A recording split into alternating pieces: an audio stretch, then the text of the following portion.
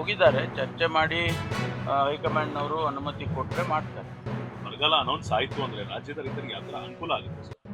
ಅದಕ್ಕೇನು ಕೆಲವೆಲ್ಲ ಇನ್ನೂ ನಾವು ಡಿಸೈಡ್ ಮಾಡಿಲ್ಲ. ಅದನ್ನು ರೈತರಿಗೆ ಅನುಕೂಲ ಆಗಬೇಕು, ಸಾಮಾನ್ಯ ಜನರಿಗೆ ಅನುಕೂಲ ಆಗಬೇಕು, ಆಮೇಲೆ ಯಾರು ಕಾಮಗಾರಿಗಳಿಲ್ಲ ಅಂತೇಳಿ ಗುಳೆ ಹೋಗ್ತಾರೆ, ಕೂಲಿ ಮಾಡೋರೆಲ್ಲ ಊರು ಬಿಡ್ತಾರೆ, ಅವರಿಗೆ ಅನುಕೂಲ ಆಗಬೇಕು. ಇವೆಲ್ಲ ಮನಸ್ಸಲ್ಲಿ ಇಟ್ಕೊಂಡು ನಾವು ತೀರ್ಮಾನಗಳನ್ನು ಮಾಡ್ತೀವಿ. ಇಲ್ಲ, ಅವರು ಇವತ್ತೇನೋ ಚರ್ಚೆ ಮಾಡಿ ಹೈಕಮಾಂಡ್ನವರು ಅನುಮತಿಯನ್ನು ಕೊಟ್ಟರೆ ಇಮಿಡಿಯೇಟ್ ಆಗಿ ಆಗುತ್ತೆ. ಅಲ್ಲಿ ಎಸ್ ಅಂದ ತಕ್ಷಣ ಇಷ್ಟು ಕ್ಲಿಯರ್ ಆದ ತಕ್ಷಣ ಇಲ್ಲಿ ಗವರ್ನರಿಗೆ ಅವ್ರ ಸಮಯ ನೋಡಿಕೊಂಡು ತಿಳಿಸ್ತಾರೆ. ಅವರು ಕೆಲವು ಮಾನದಂಡಗಳನ್ನು ಚರ್ಚೆ ಮಾಡ್ತಾ ಇದ್ದಾರೆ ಅಂತ ಕೇಳಿದ್ದೇನೆ. ಅದರಲ್ಲಿ ಯುವಕರಿಗೆ ಹೆಚ್ಚು ಪ್ರಾತಿನಿಧ್ಯ ಕೊಡಬೇಕು ಅನ್ನೋದು ಕೂಡ ಒಂದು ಅಂಶ.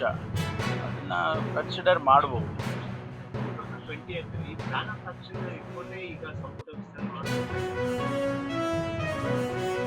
ಏನು ಮಾನದಂಡ ಉಪಯೋಗ ಮಾಡ್ತಾರೆ ಅದನ್ನು ನನಗೆ ಯಾವ ಮಾಹಿತಿ ಕೊಡೋದಿಲ್ಲ.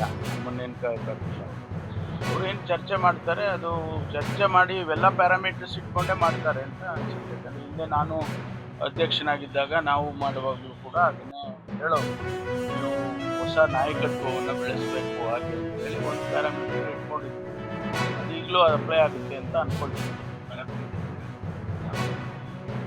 ಲೈಕ್ ನಾವು ಜಿಲ್ಲಾಧಿಕಾರಿಗಳಿಗೆಲ್ಲ ಬರೆದಿದ್ದೇವೆ, ನಾವು ಈಗ ಗ್ರೌಂಡ್ ಟ್ರೂತಿಂಗ್ ಮಾಡಬೇಕು.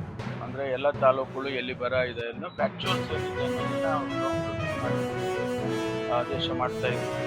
ಅದಾದಮೇಲೆ ಗೊತ್ತಾಗುತ್ತೆ ಯಾವ ತಾಲೂಕಿನಲ್ಲಿ. ನಾವೀಗಾಗಲೇ ನೋಡಿ ಕುಡಿಯೋ ನೀರಿಗೆ 5 ಕೋಟಿ ರೂಪಾಯಿ ಬಿಡುಗಡೆ ಮಾಡಿದ್ವಿ. 329 ಕೋಟಿ ರೂಪಾಯಿಯನ್ನು PD ಅಕೌಂಟಲ್ಲಿ ಜಿಲ್ಲಾಧಿಕಾರಿಗಳಿಂದ ಹಣ ಇಟ್ಟಿದ್ದೀವಿ. ಆಮೇಲೆ 1 ಕೋಟಿ ರೂಪಾಯಿ ಪ್ರತಿಯೊಂದು ತಾಲೂಕಿಗೆ, ಪ್ರತಿಯೊಂದು ಅಸೆಂಬ್ಲಿ ಕ್ಷೇತ್ರಕ್ಕೆ 1 ಕೋಟಿ ರೂಪಾಯಿ ಈ ಬರಕ್ಕೋಸ್ಕರನೇ ಅಂತ ಹೇಳಿ ಪ್ರಕಟಣೆ ಮಾಡಿದ್ದಾರೆ, ಮುಖ್ಯಮಂತ್ರಿಗಳೇ ಮಾಡಿದ್ದಾರೆ. ಇದು ಎಲ್ಲ ಹಣ ಇಲ್ಲದೆ ಇದ್ರೆ ಮಾಡೋಕ್ಕಾಗುತ್ತೆ. ಸುಮ್ಮನೆ ಏನೋ ಹೇಳಬೇಕು ಅಂತ ಹೇಳಿದರೆ ಜವಾಬ್ದಾರಿಯಿಂದ ಹೇಳಬೇಕಾಗುತ್ತೆ. Thank you.